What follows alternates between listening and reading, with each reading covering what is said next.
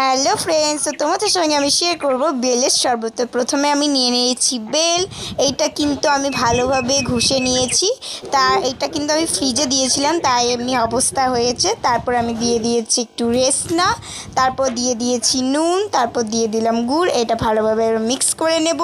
তারপর এটা ভালোভাবে মিক্স করার পর আমি দিয়ে দিচ্ছি একটু বরফ। তো বরফটা আমার দেওয়া হয়ে গেছে। তারপর কি ভালোভাবে তোমরা পরিবেশন করে খেয়ে নাও এই গরমে। তো কেমন লাগলো ভিডিওটা? যদি ভালো লেগে থাকে প্লিজ সাবস্ক্রাইব করতে ভুলো না। তো দিয়ে দিই।